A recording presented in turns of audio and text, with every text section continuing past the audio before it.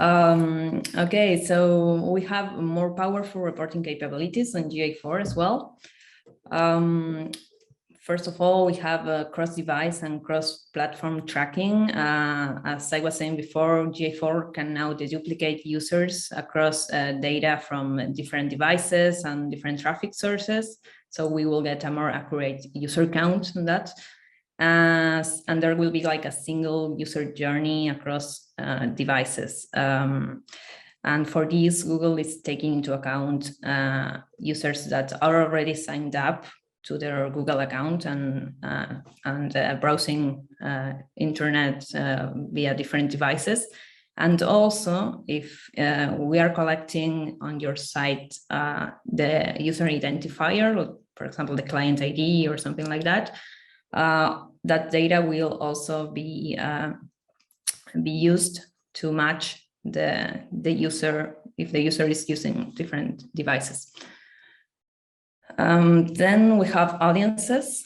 There has been a huge improvement in audiences. This is what in Universal Analytics was called segments.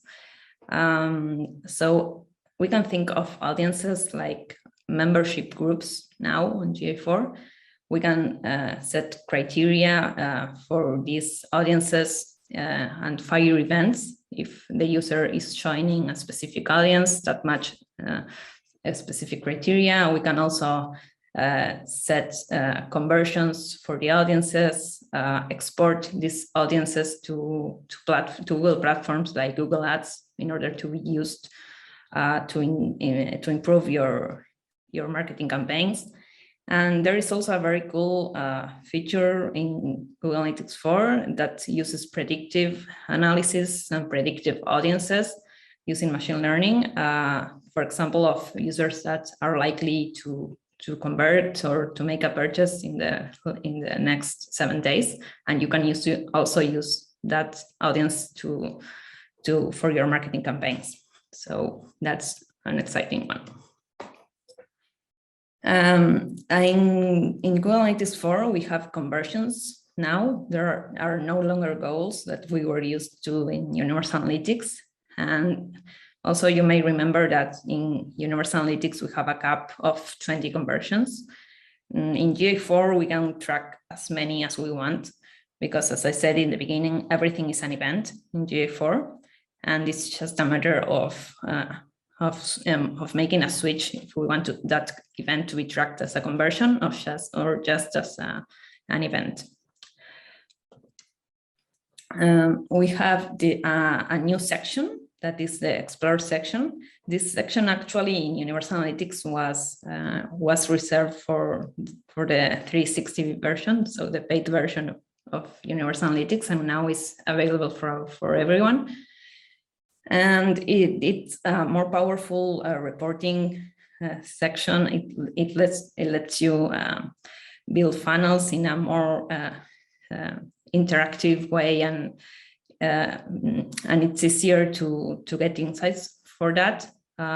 You might know the struggle of building a funnel in Universal Analytics. We have a limited amount of stages of the funnel. Now I think there is no limit in the amount of steps of the funnel we want to create.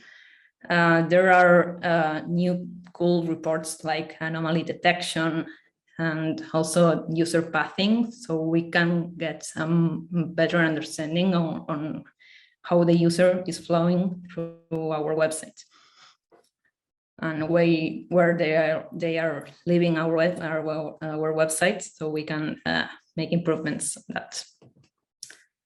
Well, and finally, I already spoiled this, but there is this BigQuery integration that is for free. And BigQuery is a data warehouse of Google, of course. And this integration will let you own your user data and all the data that is collected by GA4. It also has the benefit that you will be collecting your raw data, so it will be unsampled. In Universal Analytics, we have a lot of issues with sampling of the data because there was so much data and sometimes the reports cannot process that data accurately. And yeah, BigQuery lets you query your data in any way you want and combine it with other sources. Okay, so that's also very exciting. Okay, Pia, how are we going so far? Any comments from the audience? Yeah, no, we're good as well, and we're good with time. I am very cautious of the next part, which I think is going to be quite a good one as well. So, Alex, thank you for, I did see your question come in. So it is BigQuery. It was coming up on this slide, which was why I was waiting for Cecilia to mention it. I guess just in order to clarify, what is the BigQuery integration pricing looking like? I know you said it's free when it comes to being on Google, but what's the BigQuery pricing like in general?